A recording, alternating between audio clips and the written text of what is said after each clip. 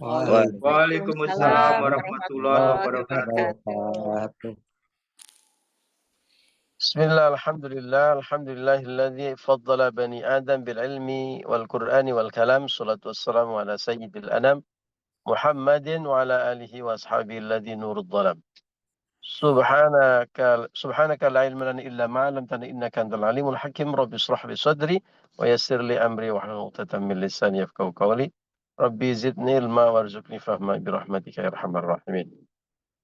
Ridailah wa li syafaati Rasulillah wa li kulli niyatin as-salihah al-Fatihah. A'udzu billahi minasyaitonir rajim. Bismillahirrahmanirrahim. Alhamdulillahirabbil alamin arrahmanir rahim maliki yaumiddin. Iyyaka na'budu wa iyyaka nasta'in ihdinas shiratal mustaqim. Shiratal ladzina an'amta 'alaihim ghairil maghdubi 'alaihim waladdallin. Rabbi firli wa liwalidayya wa li jamil mu'minina amin. Bapak Ibu dan teman-teman rahimakumullah, alhamdulillah bersyukur kepada Allah atas anugerah nikmat yang sangat luar biasa untuk kita semuanya.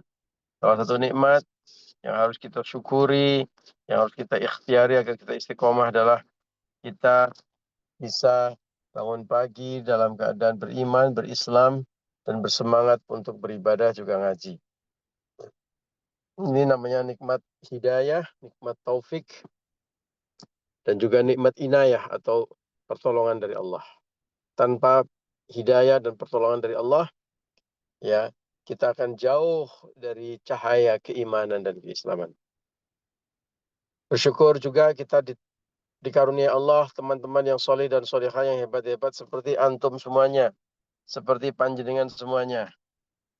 Ya, Bu Istiana, Pak Banser, Bu Maimunah, Pak Mukorobin, Bu Sriwayuningsi, Pak Warsono, dan tentu saja Mbak Alfi yang selalu setia mengingatkan kita untuk ngaji dan memfasilitasi kita dengan link. Sekali lagi mudah-mudahan kita dipertemukan oleh Allah di dunia dan insya Allah kelak juga akan dipertemukan Allah di surganya. Allahumma amin ya rabbal alamin. Ya Rabbal alamin. Di jannahnya Allah tiba-tiba Mbak Alfi kirim kabar ke kita, Bapak Ibu ini link ngajinya gitu. Oh, nanti kalau sudah di surga tinggal nikmat-nikmat ya Bapak Ibu. Insyaallah, alhamdulillah ya Allah. Oh, amin ya rabbal alamin. Itu datang udah Faisal bawa rendang gitu ya. Bersama Bu Maimunah bawa tunjang gitu. Ya, nanti kita rucaan bareng di surga. Allahumma amin ya rabbal alamin. Amin ya Allah. Amin. Bu Maimunah, kita ngaji apa hari ini?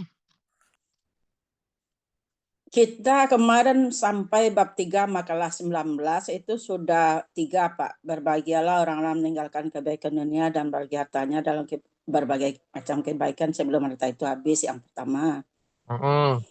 Dua, beruntunglah orang yang membangun kuburnya sebelum dia memasukinya. Ketiga, beruntunglah orang-orang yang ridho kepada Rabbnya dengan menjalankan perintahnya dan menjauhkan larangnya sebelum berjumpa dengan kematian. Yang sekarang saya tadi tidak baca temanya Pak, karena kan di sini orangnya Pak, saya di rumah aja sholatnya. Apalagi yang keempat Pak, atau baru? Enggak, baru dong. Sekarang makalah yang ke-20, masih bab ketiga. Ya. Makalah 20 ya. Makalah 20. Baik. Bapak Ibu, kita ngaji makalah yang ke-20 ya. Hari ini makalah baru. Kita baca. A'udzubillahi minasyaitonirrajim. Bismillahirrahmanirrahim. Wal maqalatul 'ashrun. Inilah makalah yang ke-20. Jadi bahasa Arab itu kalau udah tahu rumusnya gampang Bapak Ibu. Ya. Begitu 10 itu asyrah. Begitu 20 itu jadi asyrun atau ashrin. Ya Bapak Ibu naik taksi di sana di Mekah mau ke haram gitu. Haram. Ajak bahasa Arab kan biar murah gitu. Langsung bilang ashrin itu 20 real berarti ya. Ini kalau 30, kalau 3 itu salah satun. Begitu 30 salasin atau salasun gitu. Gampang. Kalau tahu rumusnya gampang. Ya. Inilah makalah yang ke-20. An Ali radhiyallahu an. Diriwayatkan dari Ali radhiyallahu an. Wa karramallahu wajhah.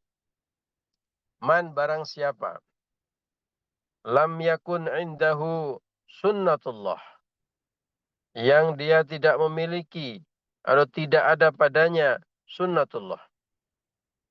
Apa itu sunnatullah? Ai adatuhu maksudnya adalah kebiasaan Allah. Wa sunnatu rasulihi, dan sunnahnya Rasulnya. Sya'nuhu, maksudnya adalah urusan Rasulullah. Nanti akan dijelaskan ya dalam ngaji, dalam penjelasan nanti. Wa sunnatu awliyaihi, dan sunnah para wali-wali Allah. Amruhum, maksudnya urusan-urusan para wali Allah. Falaisa fi yadihi, maka tidak ada pada tangannya syai'un, sesuatu. Maksudnya dia nggak punya sesuatu. Falaisa lahu syai'un yu'tadu bihi, maksudnya dia tidak ada sesuatu yang berharga yang dianggap ya darinya, yang ada nilainya. Maksudnya dia berarti nggak punya sesuatu yang bernilai. Ya, orang kalau tidak punya tiga hal tadi, itu dia tidak punya harta yang bernilai. Kita tidak punya sesuatu yang bernilai. Kalau tidak punya tiga hal tadi, maka seseorang dianggap tidak punya sesuatu yang bernilai. Kalau kepengen punya sesuatu yang bernilai, maka tiga hal tadi harus dimilikinya. Nah, tiga hal itu apa? Dijelaskanlah dalam penjelasan makalah ini berikutnya. Kilalahu, dikatakan padanya aili aliyin, maksudnya atas makalah Sayyidina Ali tersebut, dijelaskan, dikatakan padanya, maksudnya pada Ali. Ya, maksudnya orang-orang pada bertanya kepada Ali. Ma sunnatullahi ya Ali, wahai Ali. Apa yang dimaksud dengan sunnatullah itu? Maka kemudian Sayyidina Ali menjawab, kitmanus sirri, menyembunyikan rahasia. Kitman itu menyembunyikan. Sir itu rahasia. Wahuwa, yang dimaksud dengan menyembunyikan rahasia itu adalah ma ahfahun nas. Sesuatu yang disebut rahasia adalah perkara yang disembunyikan oleh manusia. Minal hadisi inda sakhsin. Yang disembunyikan oleh seseorang dari perkara-perkara yang datang pada orang tersebut. Ya, kalau seseorang itu menyembunyikan sesuatu, bilang ini rahasia, ya, maka itulah yang disebutkan rahasia. Pakit manusiri, dan menyembunyikan rahasia itu wajibun, hukumnya wajib. Nah, ini Bapak Ibu. Jadi hari ini kita membahas tentang apa hukum menyembunyikan rahasia. Tadi yang Wahyu sudah kasih spill-spillnya ya di grup tadi. Kira-kira Bapak Ibu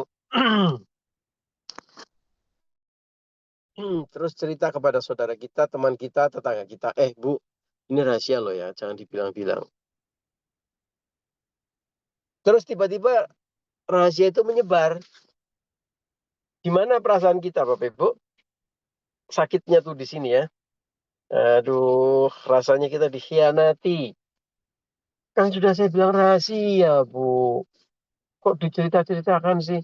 Iya, Bu, kemarin saya juga cuma bilang sama Bu A itu, sama Bu Fulana, saya juga bilang, ini rahasia loh ya, jangan cerita-cerita. Dia cerita lagi sama orang. Bilangnya sama, ini rahasia loh ya. Semuanya dibilang rahasia, semakin dirahasiakan, malah orang semakin semangat untuk cerita. Ya, itulah. Makanya pada saat ngaji yang lalu, fudulul kalam, ya, terlalu banyak bicara itu salah satu penyebab kehancuran orang-orang terdahulu. Salah satu godaannya banyak bicara ya itu tadi, akhirnya cerita-cerita bab-bab yang rahasia. Ya, yang sudah dipesan untuk tidak diceritakan, atau kita tahu bahwa itu adalah sebaiknya tidak diceritakan, itu diceritakan. Karena apa? Fudulul kalam. Maka menjaga mulut kita, pembicaraan kita itu sangat-sangat penting. Kalau nggak penting, jangan bicara. Ya kan? Hadisnya kan itu kan, apa namanya,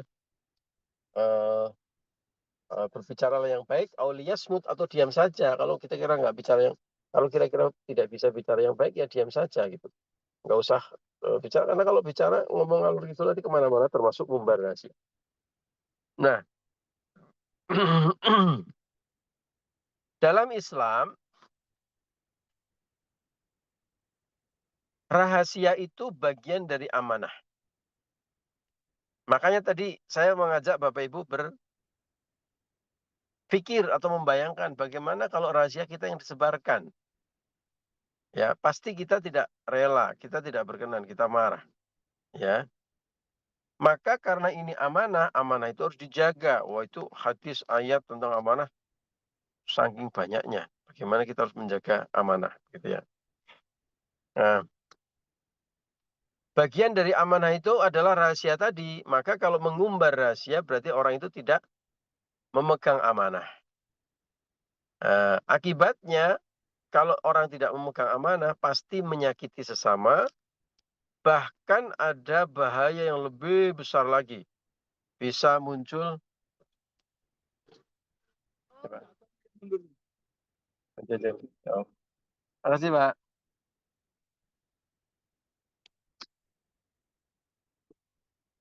Bahkan bisa menyebabkan permusuhan, terputusnya persaudaraan, ya, bahkan bisa peperangan, ya, madharat yang sangat besar.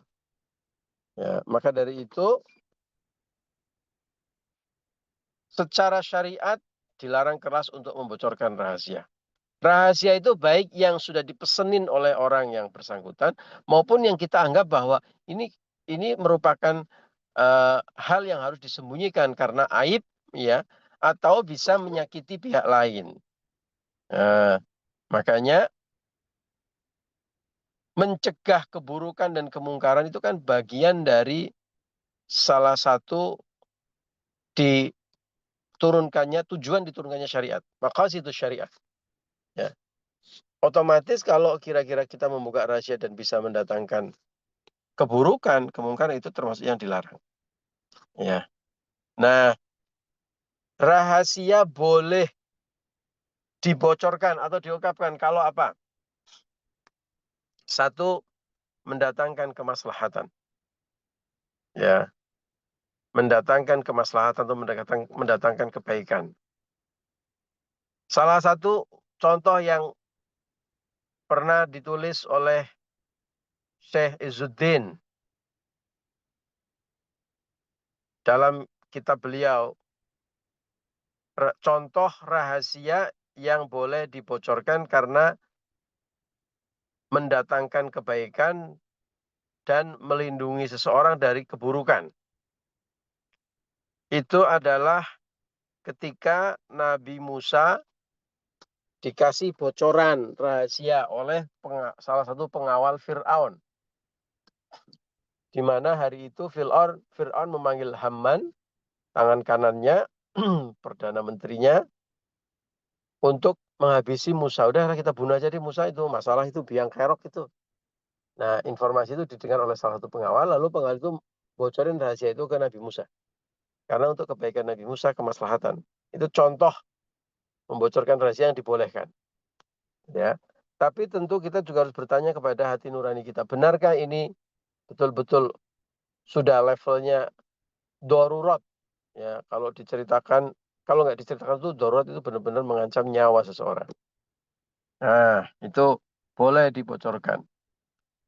Atau rahasia ini memang sudah diizinkan oleh pemilik rahasia. Ya udah nggak apa-apa, diceritakan aja deh untuk kebaikan misalnya. Nah, itu hal yang seperti itu dibolehkan. Menegakkan keadilan umum, ya, itu melindungi dari kezaliman, itu juga boleh. Nah, salah satu bagian yang sangat penting di dalam tema menjaga rahasia adalah menjaga rahasia suami istri. Halo Bapak Ibu, suami istri dan keluarga tentu saja ya, keluarga dekat. Itu sangat dibenci oleh Allah. Ya, bayangkan perkara yang dibenci oleh Allah.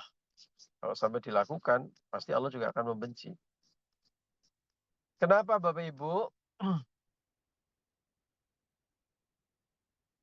Karena begitu orang menjadi suami istri, maka seluruh kehidupannya luar dan dalam itu saling mengetahui. Tentu di dalamnya ada kebaikan dan keburukan. Ada kebaikan dan ada aib. Ya. Karena itu sangat berbahaya kalau suami sudah membongkar aibnya istri dan istri membongkar aibnya suami. Ya. Padahal di sisi yang lain yang lebih ironis, seharusnya seorang suami orang yang paling melindungi istri dan istri orang yang paling melindungi suami. Maka karena itu qala mutlaqan, ya, al haditsu bainakum amanatun. Secara mutlak Kanjeng Nabi bersabda bahwa percakapan di antara kalian adalah amanah, ya, dan membocorkan rahasia suami atau istri membocorkan rahasia istri adalah perkara yang sangat dibenci oleh Rasulullah. Nah, ini Bapak Ibu kadang-kadang kita nggak sadar, ya, cerita ngalor ngidul gitu ya.